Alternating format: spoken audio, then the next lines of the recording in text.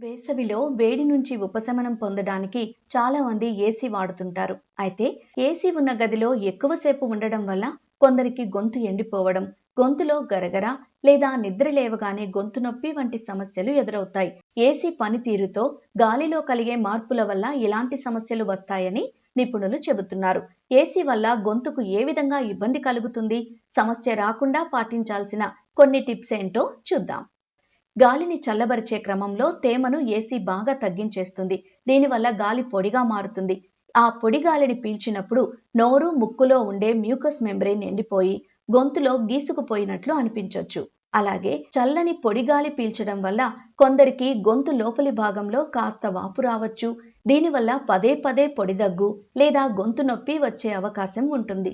కొన్నిసార్లు ఏసీ ఫిల్టర్లు శుభ్రంగా ఉండవు. దీనివల్ల గాలిలోని దుమ్ము కణాలు గదిలోనే తిరుగుతుంటాయి.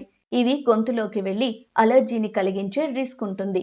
పొడి గాలి వల్ల మన శరీరంలోని తేమ త్వరగా ఆరిపోతుంది. దీనివల్ల శ్వాస నాళాలు త్వరగా ఎండిపోతాయి. దీంతో గొంతులో ఇబ్బందిగా అనిపిస్తుంది.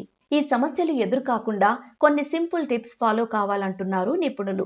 గొంతులో తేమ తగ్గకుండా ఉండేందుకు రోజంతా తగినంత నీరు తాగుతూ ఉండాలి. గదిలో గాలిలో తేమను పెంచడానికి హ్యూమిడిఫైయర్ వాడడం మంచిది. ఒకవేళ అది లేకపోతే గదిలో ఒక మూల చిన్న గిన్నెలో నీళ్లు ఉంచినా కొంతవరకు గాలిలో తేమ పెరుగుతుంది. ఏసీ ఫిల్టర్లను క్రమం తప్పకుండా శుభ్రం చేయాలి. దీనివల్ల గాలి స్వచ్ఛంగా ఉంటుంది.